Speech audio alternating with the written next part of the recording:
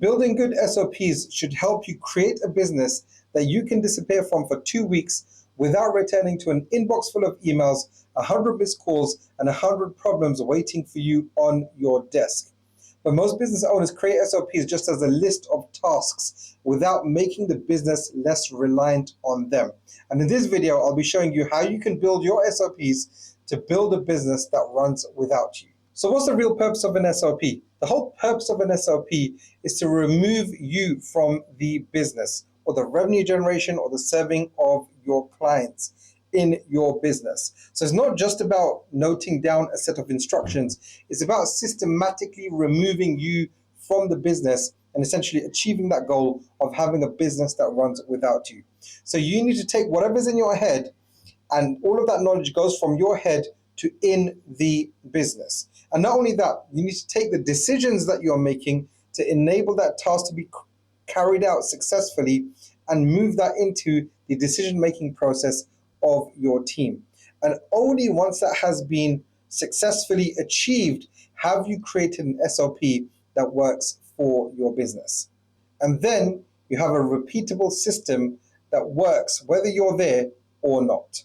Now, before we go into the framework on how to build an SOP, I just want to highlight one of the big mistakes that a lot of business owners fall into, and I also fell into this mistake when I was writing my first SOPs and workflows, is that they think that an SOP is just a list of instructions for something to be done. Now, that is of course partially true because you need a list of instructions for your staff members to complete whatever it is needs to be done.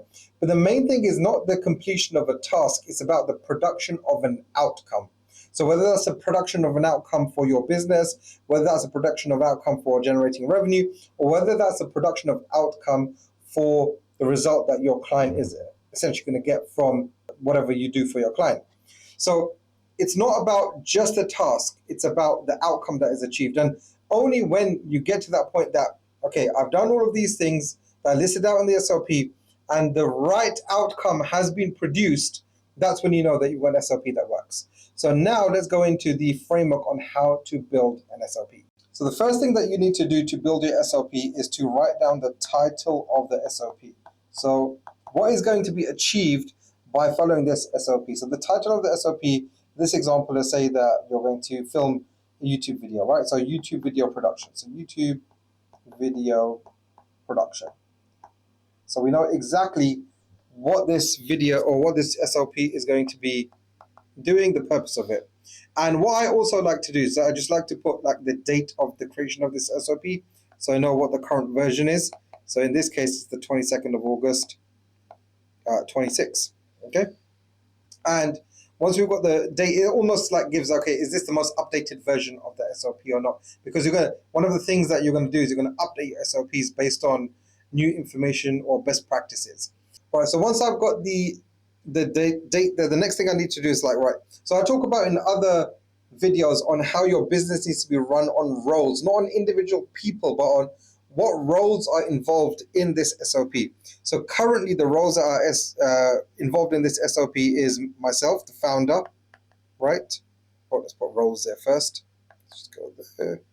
So roles is founder.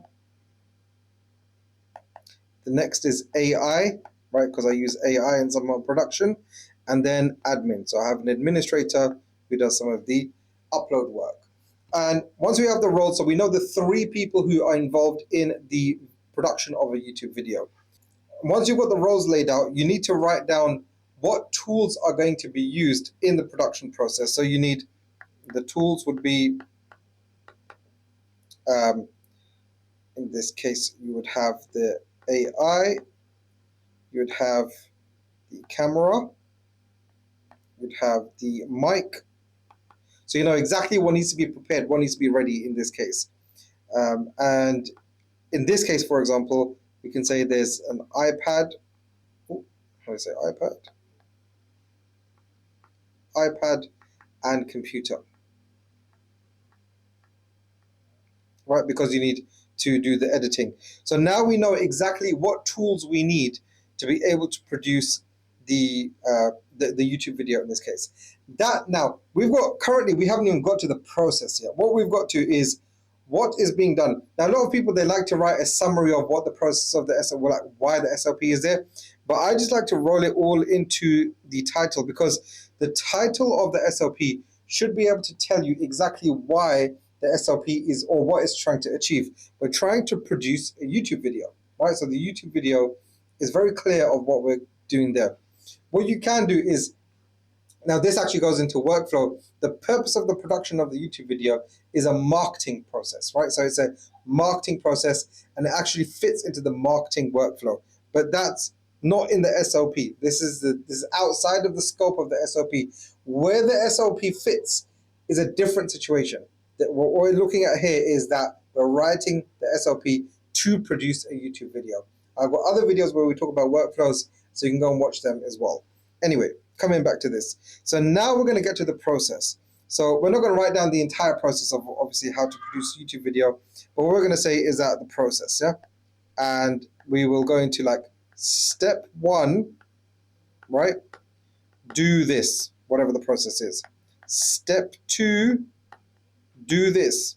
Step 3, do this. So now you know, and then how many other steps there are. Let's say there are 3 steps in producing a YouTube video. Obviously, there's not 3 steps. There's a lot more steps than 3 steps in producing a YouTube video. But you got step 1, 2, 3, and then you have your process, which is being completed. Right? So now that the steps have been laid out, what we're going to come to is we're going to, what is the outcome of this process? The outcome of this process is a recorded and edited YouTube video. Now, in this SOP, the uploading of the YouTube video has not been completed, but the video has been ideated, meaning what we're going to talk about has been obviously outlined, the video has been recorded, and the video has been edited in this process. So the outcome here is that the video has been edited. Then what you could do is that you can have SOP number 2, SOP 2, which is uploading a video to YouTube. So one SOP should have one outcome, right? So the recording, so the production, remember in SOP number 1 is YouTube video production. It wasn't about the uploading of the video. The uploading of the video happens in SOP number 2 over here. Now, something which is really important is that each step has to have an owner. So who is owning that step? So in this case, for example, I'm going to have in step 1, let's say it's coming up with the idea, it's the founder and AI. Okay, so who's responsible, who's the owner of that step? Yeah, owner of the step, AI. Step number 2, recording, is getting everything together, is admin and founder, right? Because I am the one who's going to be recording the YouTube video. It could be for you, it could be staff members who are recording the video, whatever the case may be, it's fine. Step number 3, who's doing the editing of the video? That will be the admin. Okay, so for me, the admin is doing the editing of the video. So each step has a clear owner, like who's responsible of completing that particular step. Because if you don't have that, then let's say, for example, we had the steps laid out, and I might say, oh, actually, admin, why didn't you come up with all of the ideas for the video? I might entirely rely on AI, which is a bad thing to do. Look, whenever you're coming up with something, especially for your marketing, you need to use your genius, but you're using AI to complement what you have. So in all of my videos, I am the one who's coming up with the initial outline, like the main ideas, and I'll type them into AI, and I'll be like, AI, what is it that I might be missing in the big picture? And there has been some times where, for example, AI reminded me of something that I actually do, and I forgot to put it in there. And sometimes AI comes up with slop that you want to actually not use, and you want to make sure, right, I'm not using that because I don't do that in my business, right? We don't serve our customers in that way. So that's a whole AI side story. But the thing is that there's a particular owner on that. So the ideation of the YouTube video is founder, also supported by AI. Then the recording is the admin. Ultimately, I'm the one who's making the video, but the admin is going to help me with the setup of the the studio and ensuring that everything's together. And then the editing is done by the admin. And then, for example, in this case, in fact, I'll tell you the step here. For me, it's step 4 is I like to review. So the founder is reviewing. I like to see the final product, right? So we have the raw file, there's the final product. I might be like, okay, don't edit like this, edit like that. As you know from my videos, there's almost no editing. It's just maybe something that I've said that I want to keep in there, or something that they deleted. But that's a different story. So the outcome is a fully recorded and a edited video, and that's when SOP number 2 comes. And that's how you build your SOPs, with the title, which explains, the title should be self-explanatory. What is it that this SOP is getting done? Who is involved? What tools are required? What are the steps? Who are the owner of each steps? And then finally, what is the outcome that needs to be achieved by the SOP? And then what do you have? You have a fully, in this case, a fully produced YouTube video. Now, the key thing here, let's move on to outside of the SOP, is that you don't want to make an SOP for everything. When you want to build a business that runs without you, you need to firstly map out everything that you want to eliminate, that you no longer want to do, right? And you start with that. So you want to make sure that you are building SOPs for, number 1, the most critical elements in your business, and number 2, the things that you want to remove yourself from, because you're essentially building an SOP for someone else, right? You could be building it for yourself to make sure that you've got a consistent, predictable way of doing business. And of course, that's great. That's another reason why an SOP needs to be built. But when you're trying to build a business that runs without you, you are building an SOP so that someone else can follow it, right? And that's why you need to ensure that you're SOPing the most important, you're building standard operating procedures for the most important elements of your business that you want to remove yourself from. And the other thing is that these SOPs need to be tested, because you build the SOP and you may realize, actually, you know what? Instead, like for example, when we were building this SOP, I missed out step number 4, that I like to review the final product before it goes out and goes out into the world.